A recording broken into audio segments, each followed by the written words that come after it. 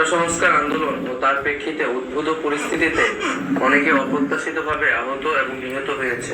রোববার রাতে ডিবি হেফাজতে থাকা অবস্থায় কর্মসূচি প্রত্যাহারের ঘোষণা দিয়েছে বৈষম্য বিরোধী ছাত্র আন্দোলনের সমন্বয়ক নাহিদ ইসলাম। সুষ্ঠু তদন্ত সাপেক্ষে দ্রুত বিচারের দাবি জানাচ্ছি।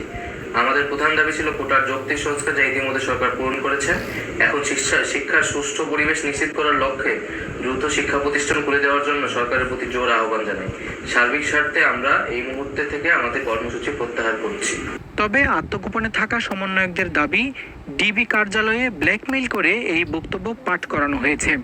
এর আগে কোটা সংস্কার আন্দোলনের আরও 2 জন সমন্বয়ককে তুলে নেওয়ার অভিযোগ করেছে তাদের পরিবার। তারা 8-10 জন আসছিল 3:15টার দিকে, সাথে অস্ত্র ছিল এবং তারা দুটো মাইক্রোবাস নিয়ে আসছিল কালো গ্লাসের। গেট খুলে দেওয়ার পরে তারা দোতলায় আসলো, এসেই তারা আমাদের ফোনগুলি সিজ করলো। আমাকে আর নেয়নি, আমাকে বলছে আশুলিয়া থানায় আসেন। আমি আশুলিয়া থানায় গেলাম। আশুলিয়া থানার গেটের ভিতরে ঢুকতে দিল না, বললো যে না এখনো অফিস খোলেনি, কেউ নাই। ওখান থেকে গেছি আমি সাভার ডিবি অফিসে, যে না এই অফিসে আসে না, সম্ভবত তাদেরকে ঢাকায় নিয়ে গেছে। এখন নুসরাত তাবাসসুম সহ মোট 6 জন সমন্বয়ক ডিবি হেফাজতে রয়েছে বলে রোববার জানিয়েছেন ঢাকা মহানগরের গোয়েন্দা প্রধান হারুন রশিদ। তবে আরিফ সোহেলের ব্যাপারে কোনো তথ্য দেননি তিনি। তার দাবি, সমন্বয়কদের নিরাপত্তার স্বার্থেই তাদের ডিবি হেফাজতে রাখা হয়েছে। তাদের সেফটি সিকিউরিটি আমরা দেখছি এবং তার পরিবার যেন নিশ্চিন্ত থাকে সেটা আমরা তাদেরকে আশ্বস্ত করতে চাই।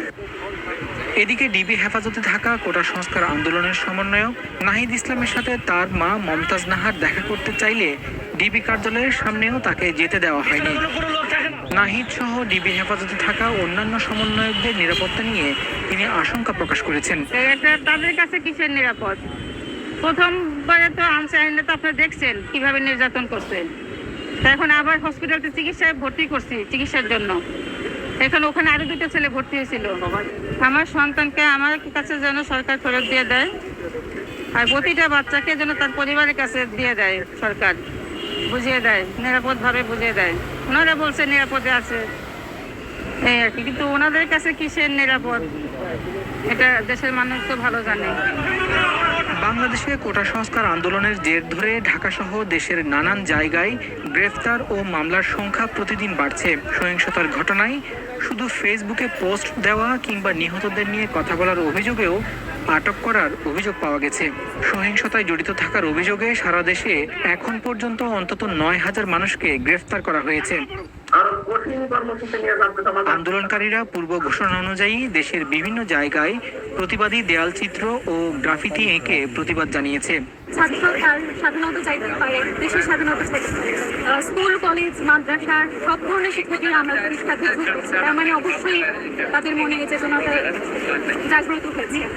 আমরা আশাবাদী যে সবাই বুঝতে পারবে। কোটা সংস্কার আন্দোলনে বিক্ষোভ ও সহিংসতা ঘিরে 10 দিন বন্ধ থাকার পর সারা দেশে চালু হয়েছে মোবাইল ইন্টারনেট সেবা। রোববার বিকেল 3টায় এই সেবা চালু করে দেওয়া হয়।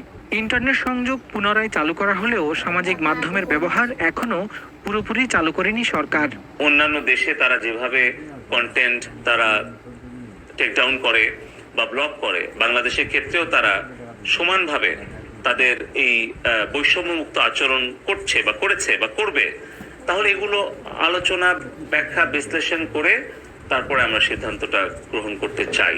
তো এই ব্যাপারে আমরা 31 তারিখে তাদের কাছ থেকে শুনে তারপর আমরা সিদ্ধান্ত নিতে চাচ্ছি।